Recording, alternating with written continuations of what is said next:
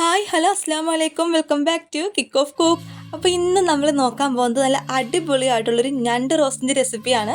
തീർച്ചയായിട്ടും നിങ്ങൾക്ക് എല്ലാവർക്കും ഇഷ്ടപ്പെട്ടു കേട്ടോ. വളരെ ഈസി ആയിട്ടും അതുപോലെ ടേസ്റ്റി ആയിട്ടുള്ള ഒരു അടിപൊളി റെസിപ്പിയാണ്.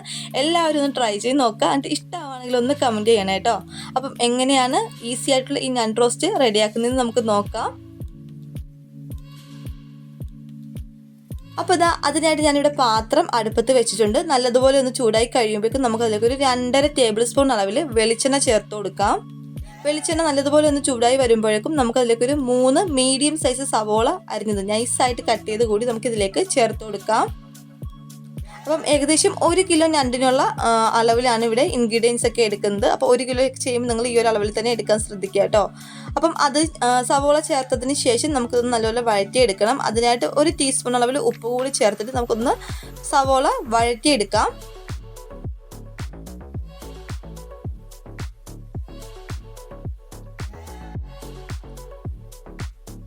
സവോള ഒന്ന് ചെറുതായിട്ട് വാടി വന്നിട്ടുണ്ട്. ഈ സമയത്ത് നമുക്കിതൊന്ന് മിക്സ് ചെയ്ത് കൊടുക്കാം. ഒന്നുകൂടെ മിക്സ് ചെയ്ത് കൊടുക്കാം.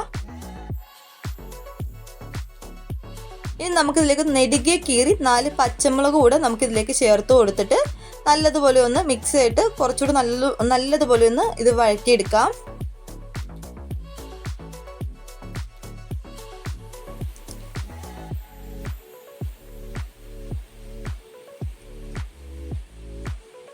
അപ്പോൾ ഇത് അത്യാവശ്യം ഒന്ന് നല്ലതുപോലെ ഒന്ന് വാടി വന്നിട്ടുണ്ട്. ഇനി നമുക്കിതിലേക്ക് ചേർത്ത് കൊടുക്കേണ്ടത് ഒരു കുറച്ച് കറിവേപ്പില, ഒരു തണ്ടളവിൽ കറിവേപ്പിലയും അതുപോലെ തന്നെ ഒരു വെളുത്തുള്ളി ഫുള്ളും അതുപോലെ കുറച്ച് ഇഞ്ചി കൂടി ചതച്ചെടുത്തതാണ്. അതുകൂടി നമുക്ക് ഇതിലേക്ക് ചേർത്ത് കൊടുക്കാം. അതായത് ഇഞ്ചി വെളുത്തുള്ളി പേസ്റ്റ് ഇതിലേക്ക് ചേർത്ത് കൊടുക്കുക. പേസ്റ്റായിട്ടല്ല, ചതച്ച് തന്നെ ചേർത്ത് കൊടുക്കാൻ നോക്കുക കേട്ടോ.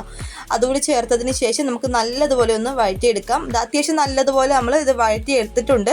ഇനി നമുക്കിതിലേക്ക് വേണ്ട പൊടികളൊക്കെ ചേർത്ത് കൊടുക്കാം. അപ്പം ഒരു ടേബിൾ സ്പൂൺ അളവിൽ മുളക് പൊടി, മല്ലിപ്പൊടി, ഓരോ ടീസ്പൂൺ അളവിൽ മീറ്റ് മസാല, പെരുംജീരകപ്പൊടി, കുരുമുളക് പൊടി, ഇത് മൂന്നുമാണ് ഓരോ ടീസ്പൂൺ അളവിലും, 1 ടേബിൾ സ്പൂൺ അളവിലും മല്ലി മുളക്, ഇത്ര പൊടികൾ കൂടി നമുക്ക് ഇതിലേക്ക് ചേർത്ത് കൊടുക്കാം. ഇനി നമുക്കിത് പച്ചമണം മാറുന്നവരേക്കും ഒന്ന് മിക്സ് ചെയ്ത് കൊടുക്കാം.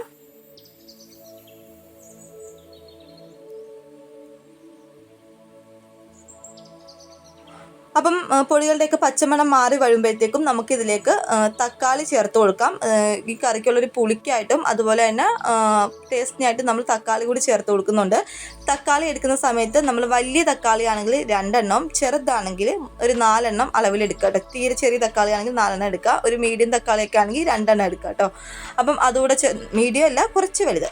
അപ്പം അതുകൂടെ ചേർത്തതിന് ശേഷം നമുക്കിത് ചെറുതായിട്ടൊന്ന് തക്കാളി വെന്ത് വരുന്നതിലേക്ക് മൂടി വെച്ച് കൊടുക്കാം. അപ്പോൾ ചെറിയ രീതിയിലൊന്ന് വെന്ത് കിട്ടിയാൽ മതി കേട്ടോ. അപ്പോൾ ഏകദേശം ഒന്ന് ചെറിയ രീതിയിൽ നമുക്കിതൊന്ന് വെന്ത് കിട്ടിയിട്ടുണ്ട്. ഇനി നമുക്കിതിലേക്ക് നമ്മുടെ മെയിൻ ഇൻഗ്രീഡിയൻസ് ആയ ഞണ്ട് കൂടെ ചേർത്ത് കൊടുക്കണം.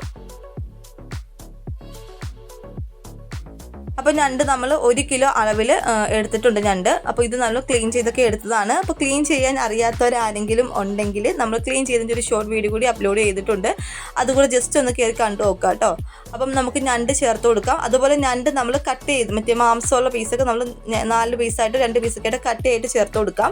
ഞാനിപ്പം ജസ്റ്റ് ഒരു വീഡിയോ പിടിക്കുന്നതുകൊണ്ടാണ് അത് ഫുള്ളായിട്ട് ഇട്ടത്. ഒരു ഭംഗിക്ക് വേണ്ടിയിട്ടാണ് അത് ഫുള്ളായിട്ട് ഇട്ട് കൊടുത്തിരിക്കുന്നത്. അല്ലെങ്കിൽ നമുക്ക് 4 പീസായിട്ടൊക്കെ കട്ട് ചെയ്തിട്ട് ഇതിലേക്ക് ചേർത്ത് കൊടുക്കാം കേട്ടോ. അതുപോലെ തന്നെ നമുക്ക് ഞണ്ടിൽ നിന്ന് ആവശ്യത്തിന് വെള്ളം കാണും. പിന്നെ റോസ്റ്റ് കുറച്ച് ഗ്രേവി ഒക്കെ ആയിട്ട് വേണ്ടവരാണെങ്കിൽ കുറച്ച് വെള്ളം കൂടെ ചേർത്ത് കൊടുക്കുക.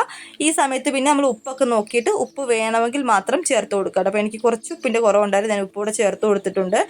എന്നിട്ട് ഒരു 1/4 കപ്പ് വെള്ളം, കുറച്ച് വെള്ളം മതി, ചേർത്ത് കൊടുത്തിട്ട് നമുക്കിതൊന്ന് നല്ലതുപോലെ തിളപ്പിച്ചെടുക്കാം. ഫ്ലെയിം കൂട്ടി വെച്ച് തന്നെ ആദ്യം ഒന്ന് തിളപ്പിച്ചെടുക്കുക. അതിനുശേഷം ഫ്ലെയിം കുറച്ച് വെച്ച് കൊടുത്തിട്ട് നല്ലപോലെ ഒന്ന് ഞണ്ട് വേവിച്ചെടുക്കുക.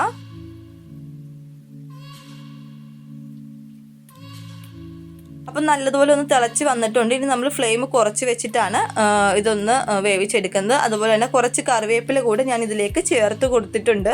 ഇനി നമുക്കിതിലുള്ള ഫ്ലെയിം കുറച്ച് വെച്ച് ഇതിലുള്ള വെള്ളമൊക്കെ ഒന്ന് വറ്റിച്ചെടുക്കണം. അതുപോലെ ഞണ്ടൊക്കെ കുറച്ചൊന്ന് വേവിച്ചെടുക്കണം. ഞണ്ട് വെന്ത് കഴിയുമ്പോഴേക്കും നമുക്ക് ഇതിൻ്റെ ഫ്ലെയിം കൂട്ടി വെച്ചിട്ട് നമുക്ക് എത്രത്തോളമാണോ ഗ്രേവി വേണ്ട ആ ഒരു പരുവത്തിലേക്ക് നമുക്കിതൊന്ന് നല്ലപോലെ വറ്റിച്ചെടുക്കാം കേട്ടോ. അതുപോലെ നമ്മൾ ഫ്ലെയിം കൂട്ടി വെച്ചിരിക്കുകയാണെങ്കിൽ നമ്മൾ ഇടയ്ക്കിടയ്ക്ക് ഇതൊന്ന് തുറന്ന് നോക്കിയിട്ട് ഒന്ന് മിക്സ് ചെയ്ത് കൊടുക്കുക. അടിക്ക് പിടിക്കാതിരിക്കാൻ വേണ്ടിയിട്ടാണ്. അപ്പം ഒട്ടും ഗ്രേവി വേണ്ട എന്നുള്ള ആളുകളൊക്കെ ആണെങ്കിൽ നിങ്ങൾ നല്ലതുപോലെ ഫ്ലെയിം കൂട്ടി വെച്ചിട്ട് അത് തുറന്ന് വെച്ചിട്ട് ആ വെള്ളം ഒന്ന് വറ്റിച്ചെടുക്കുക. അല്ലെങ്കിൽ വെള്ളം ചേർക്കാണ്ട് തന്നെ നിങ്ങൾക്ക് അതൊന്ന് ലോ ഫ്ലെയിമിലിട്ടിട്ട് കുക്ക് ചെയ്തെടുത്താൽ മതിയാവും.